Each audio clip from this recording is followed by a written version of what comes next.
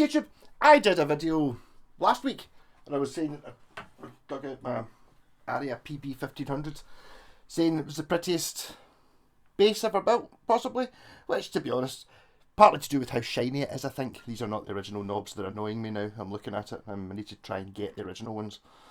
Yeah, so, and then I was sitting there thinking, I'd never really played that one that much, because it might not be the prettiest one, because I think the Washburn Vulture is a nicer shape.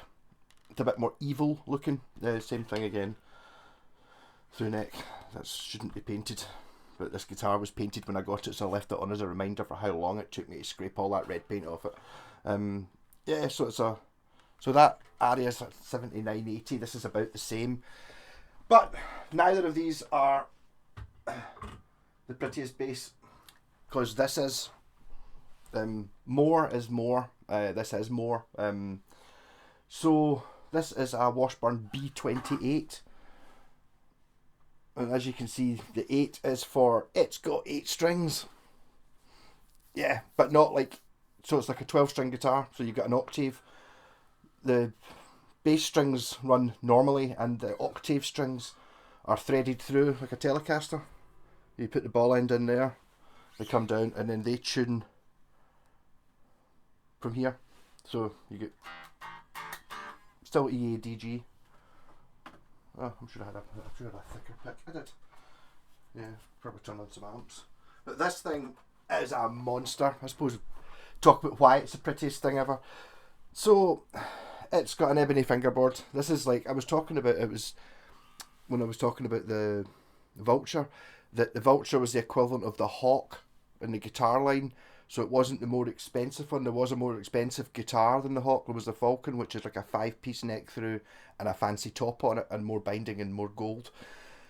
They never did a bass version of that, whereas the A20, which was the equivalent in the Stage series, which are kind of explorery, but actually not really very explorery. Well, I would still describe it as an explorer, but it fits in a normal case. It stands up when you lean it against the wall, so it's like an explorer.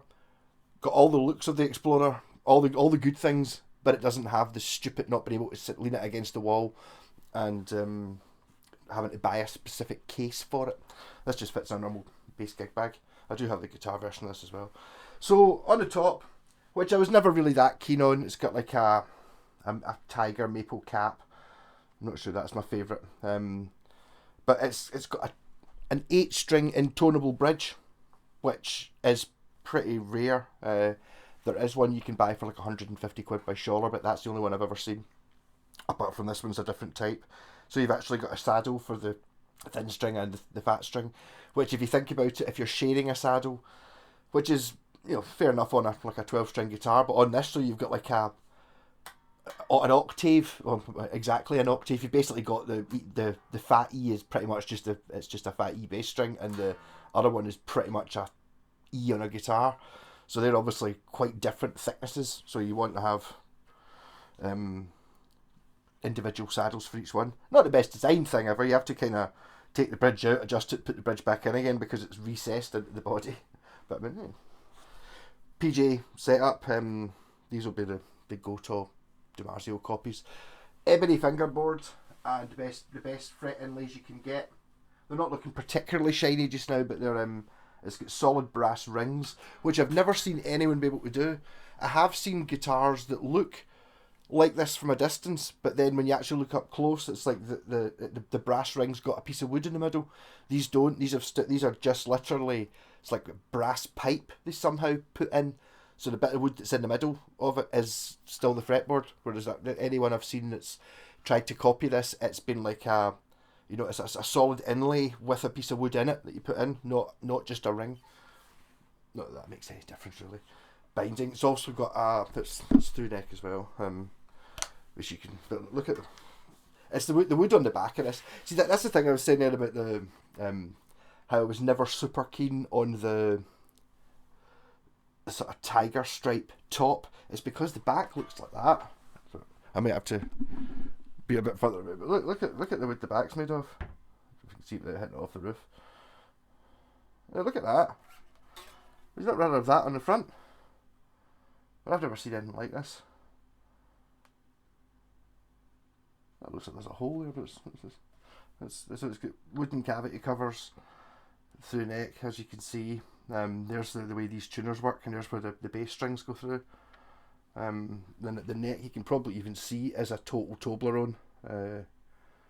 It's a stunner, and if you've got one of these, there is a serial number there, in black, on very dark. I was adamant for years that there definitely wasn't a serial number, and then I saw a picture of one that you could barely see, and it was like, actually, hold on, and I still can't even read exactly what it is, but there is one there. I think it put it in 1980, something like that.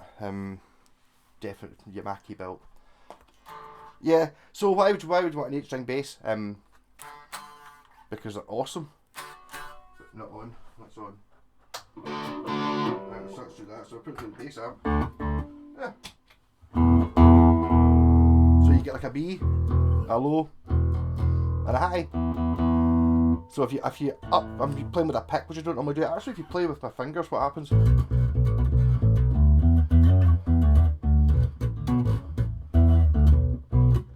Makes it almost like a convertible, because I mean that's kind of, I can just play that, you're not really hearing the octave strings at all.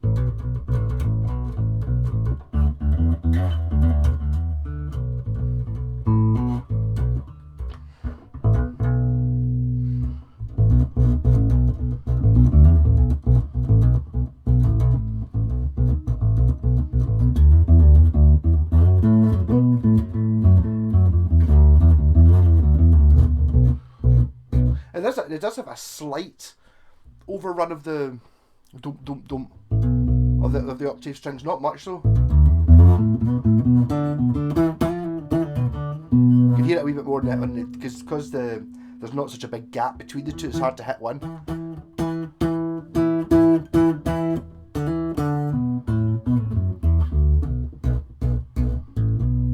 Or if you go up the way.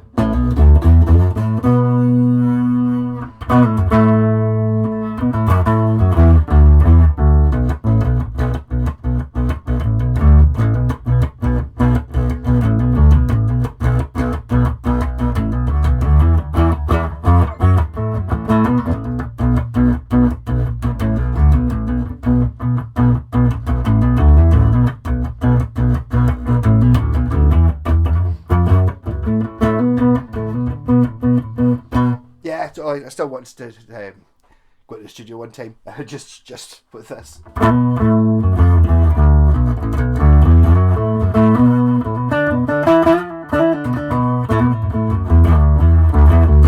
Apart from playing, this was, I saw John Paul Jones, and he was playing Manson 8-string basses. That was the first time I'd heard one, as I thought it was a...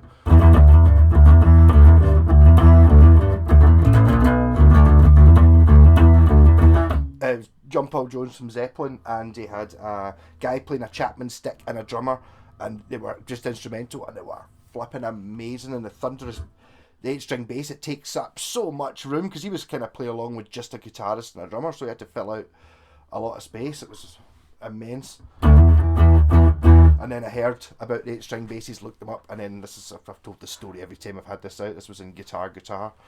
Me and my pal saw it, and I saw it. This is before I had any Japanese guitars. 20 years, can't be 20 years ago, 50, maybe, nearly that. And I saw this, I just looked at it, and I was like, oh my god, look at that, it's an 8-string bass. It's like, I wish it wasn't such an expensive one. You know, it's like, you just looked at it and go, that's fucking a couple of grand in it, obviously.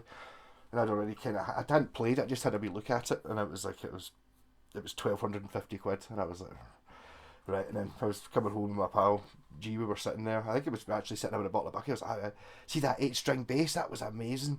Can't have been having a bottle of bucket, it must have been just in the afternoon. So that 8-string bass was amazing, pity it was 1,250 quid. And G was like, no, I think it was 250 quid. It was like, surely not. I was like, no, it was 1,250, wasn't it? He was like, no, because he looked at it and thought it was really cheap. Like, right. So I phoned up Guitar. I was like, up here, yeah, you got an 8-string bass over in your used section. Can you tell me the price of it? And the guy was like, 249, so I went and bought it. Actually, the only time I've ever bought anything hire purchase. I didn't have any money. I think I had 100 quid, so I just put it on it and I paid it off. the week later or something like that. But yeah, so I just, because I wanted an 8-string bass and it's got too many cool things. The fact that it doesn't have 8 strings on the headstock is utterly cool. And then it wasn't until then I started looking. Jesus, just look at the wood it's made of. I just wish that wood was in the front, as I said before. But I have taken this into the studio one time in Cranking House. The bass player couldn't make it, so I just played. Although I have been, see if I run both the amp and the, and I put some distortion on it. So I was basically playing with this rig, and the thing is we couldn't get it through any songs because the drummer kept falling off his drum stool laughing, which was really annoying because I was quite enjoying it.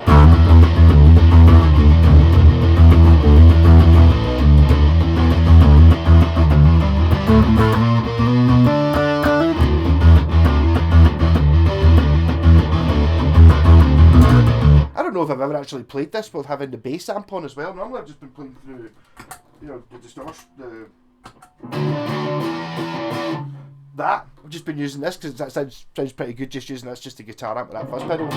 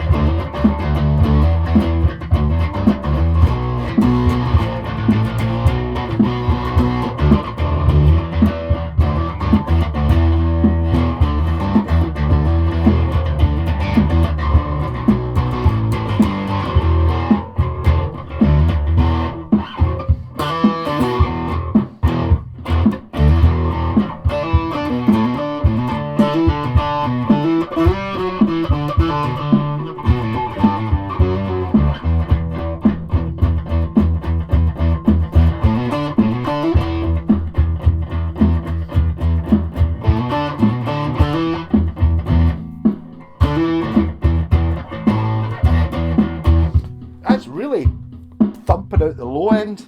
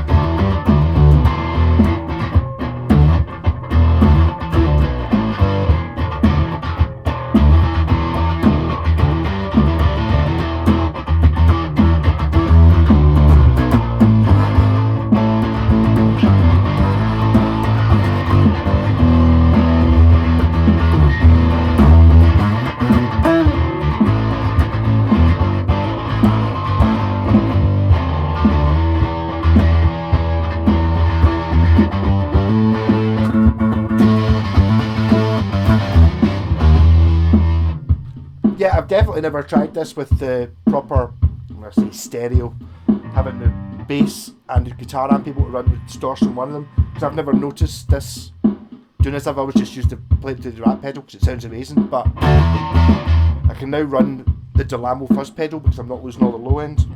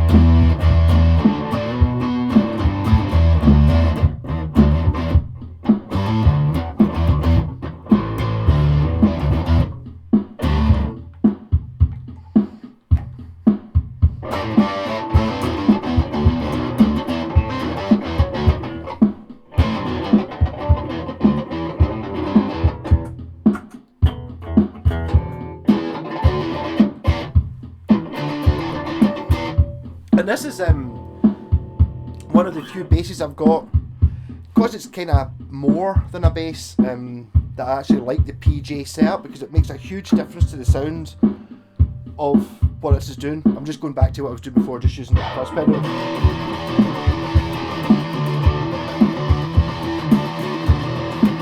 It's kind of difficult when you've turned off the bass actually. So there's the neck pickup, or the P bass pickup. Bridge.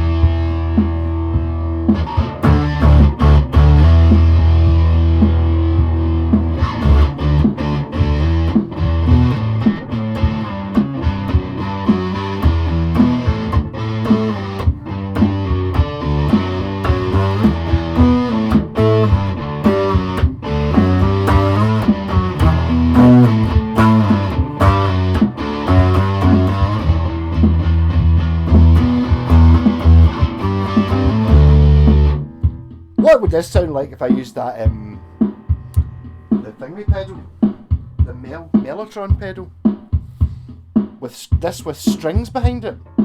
Do you need basically just need a drumming in?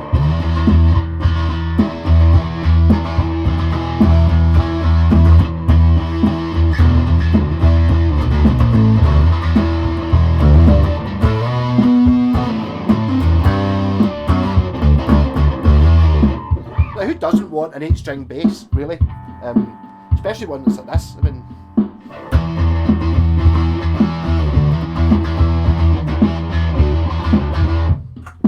obviously you can run it without.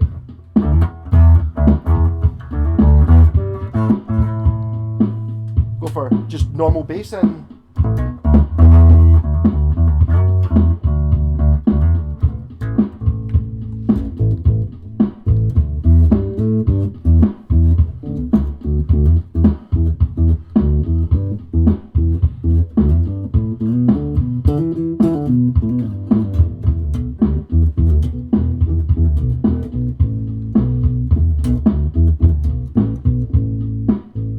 One thing I'm finding a wee bit difficult playing like that is when I'm playing the E string, I'm very aware there's another string, so I keep wanting to go, do you know what I mean, like onto the B. But apart from that, not really much style.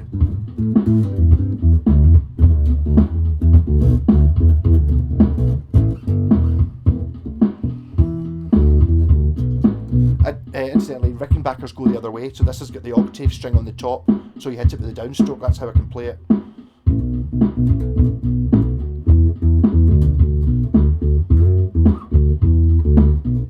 Really need to brasso those inlays because they're super shiny.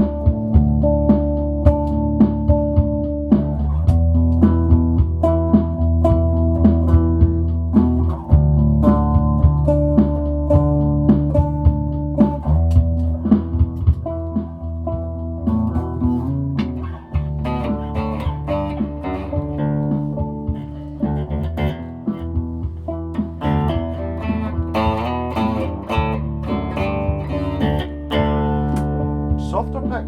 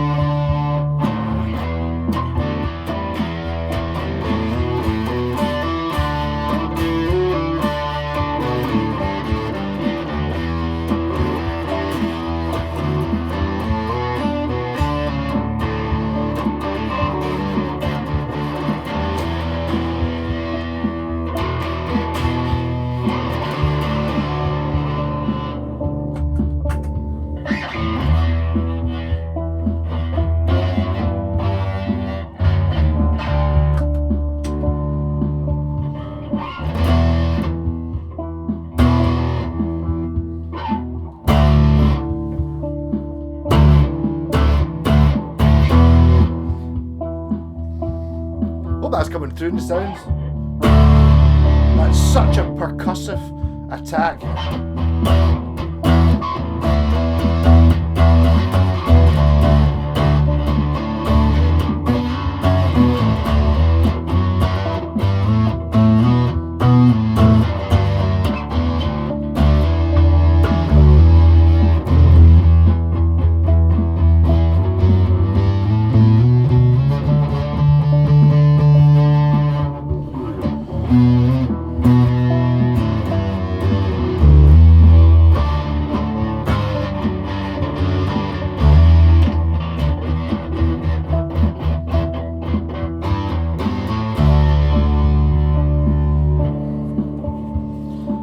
I did have to move the strap button because of a neck heavy bass here. It's there, which means I can still get up there if I really wanted to, I suppose.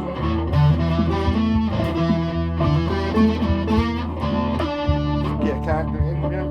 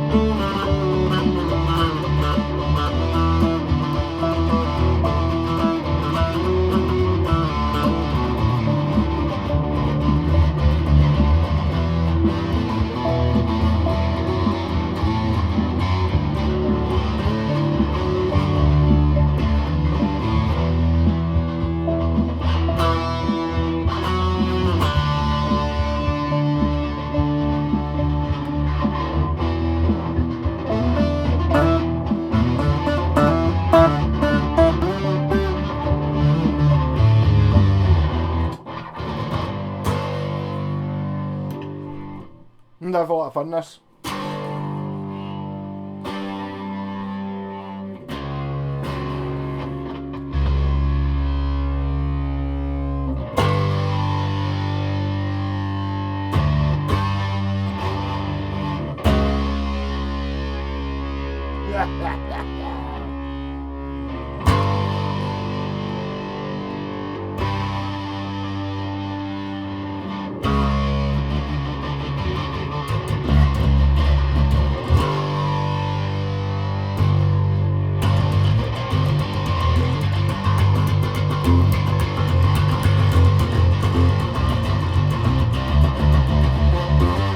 Very Iron Maiden-y type sound, isn't it, really, actually?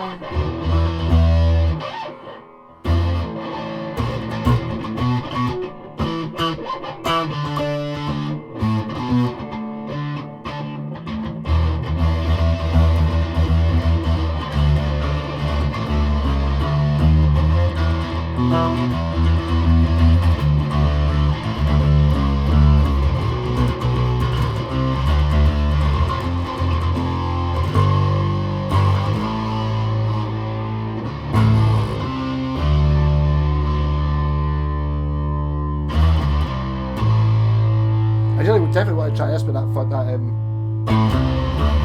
that with strings on it.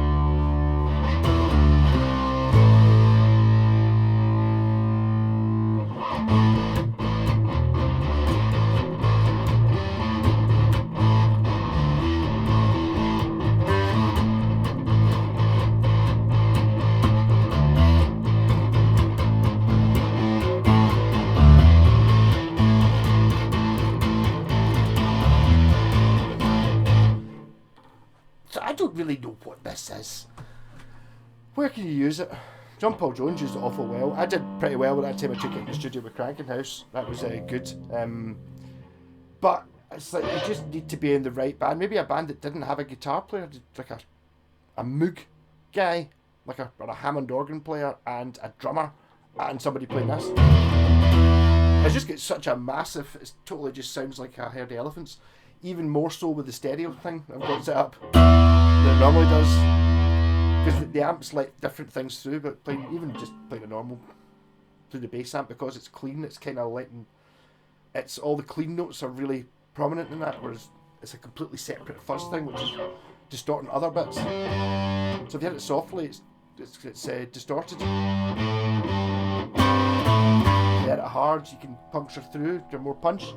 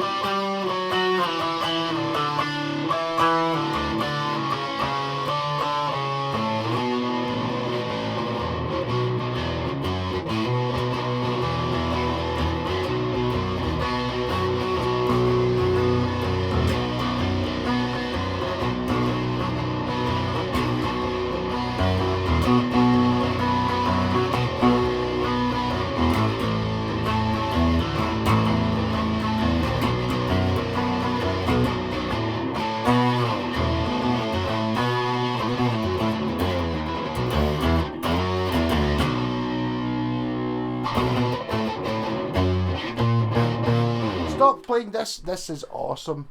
I don't remember a time when I didn't think this thing was awesome. Yes, yeah. So yeah. So this is the prettiest bass ever made. Also, if you were to say I'm only allowed one bass of all the basses I've got, it would be this one. Figuring that if I didn't want the 8 string, I could just take the 4 strings off and just have a normal bass. I've yet to find the B20 at a price that I can afford. The last couple of these I've seen, like the B20, this is the B28. The B20 has the same bridge as the Vulture, and it's just the 4-string version. But this is awful well built, and it's like, it has to be because it's taking 8 strings. The neck is, because it's like a Toblerone super V shape, it doesn't feel fat, it feels really thin. I do have it sitting slightly higher than I would normally have a bass, but it's because it's kind of, I mean, the way I'm playing it's not necessarily the way you're meant to play it. I just play it the way I think it works, with the sort of pick and the more power chordy type stuff. You can just get such complex stuff. You know, you could really just jam kind of on your own. There's so many layers, and you get there's a certain orchestra thing going on with it, or maybe I'm just hearing it that way, where it's kind of like, you know, you can imagine bum bum dun dun dun dun dun dun dun dun, and Spiral Architect being particularly good.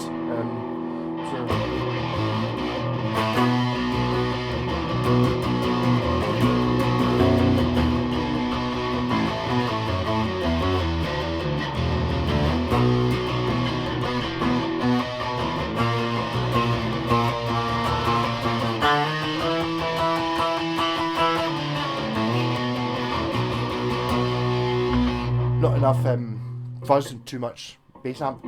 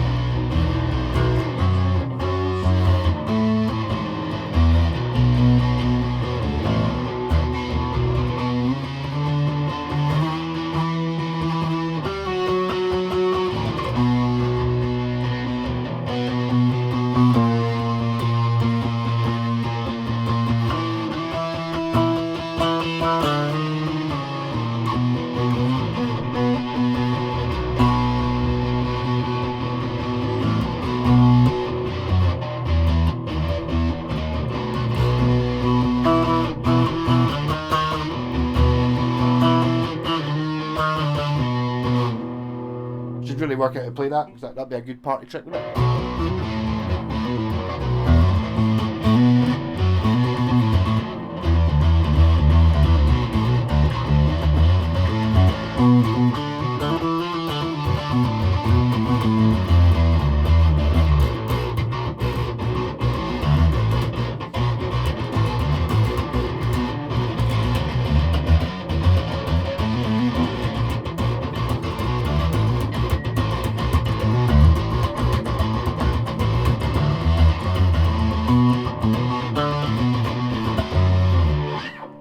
yes, you can sort of get this way a little bit just using the rat pedal with a normal bass, which is good, but there's something about the octave strings, and yes, you can get like an octave shifter, not the same.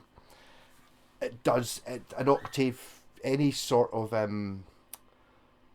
octave shifter I've used or anything that does the detuning thing, it sounds funny, whereas this is all real octave shit. And you'll notice that I'm making quite a lot of mistakes. Sometimes it doesn't, sometimes I'm much louder than other times because I'm not hitting. You need to be more consistent with the pick.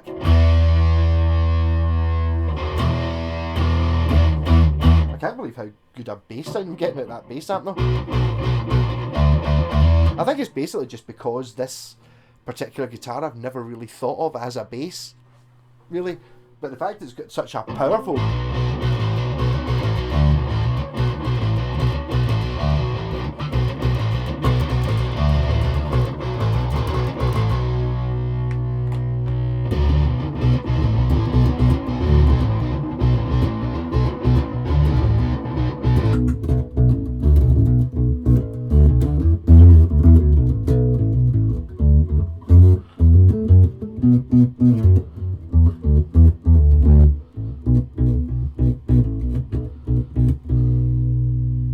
And yes, I did try tuning it down to C sharp to see. Imagine Sabbath if you could do it to C sharp, but it doesn't do it. It needs a much thicker strings to do that. This, when you get to the point where it's just like, if a tune, it's not obviously that you can take it, but that one, tune that down to C sharp, it's just it's like, all right, it just says no, not doing it. You can also obviously tune this as power chords as well. So you just tune that to you got your E, and just tune that to your fifth.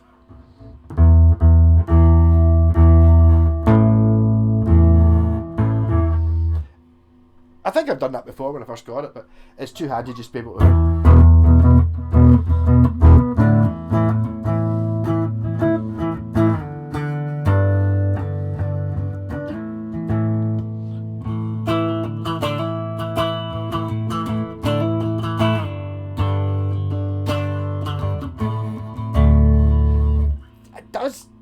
It does work.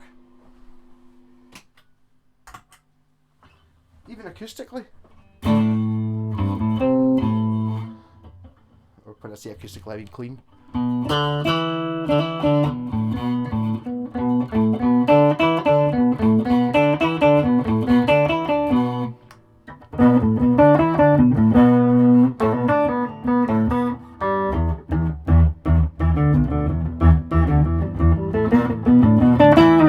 And I suppose unlike a 12-string guitar, all these strings are octaves. Which I suppose a 12-string as well. When you get to the B and E, now it's just doubles, so you get like a chorus rather than an octave. These are all octave. Yeah, I love this thing. It's the most. It's the silliest one of all guitars ever invented. Just like the 8-string bass concept is ridiculous anyway. Having it so some of the strings go the other way, so you didn't have to make a big headstock bass, and also just this shape, which may be hideous to you when you start, but once you get used to looking at it, oh, it's a sexy bass.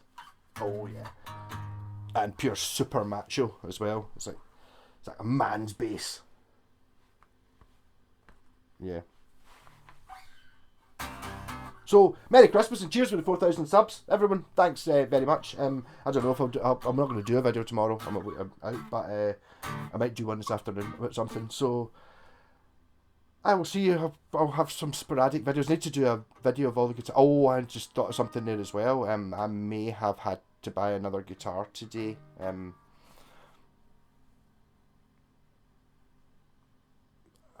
Gibson Les Paul. It's like... my pal's selling one.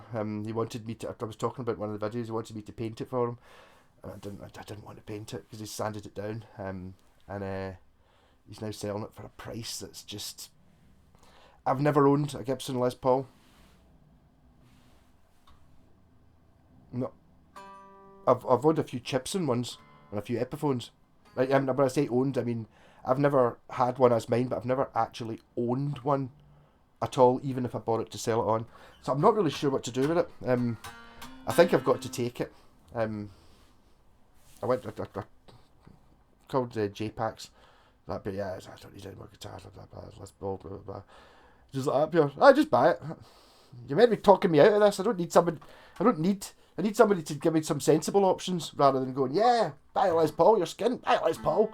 You don't have one. You'd be good for slagging them off. So it is nice. So I have done a video on it before it get basically it's kind of had the modifications done to it. It was maybe about a year ago when my pal bought this thing, and he fitted a string buckler and a Les trem, or a fancy tremolo thing on it, and it was painted jet black. I don't think it was the original colour. Maybe it was originally jet black. So since then he's taken off those fucking stupid bendy bits and sanded it down, and then it's cheap, and it's a 50s tribute one, so it's two P90s, and you think, and I know it's a good one because I've already done all the work to it. So it's like, you know, the frets are all good and stuff. So should I be buying a Les Paul? I don't know.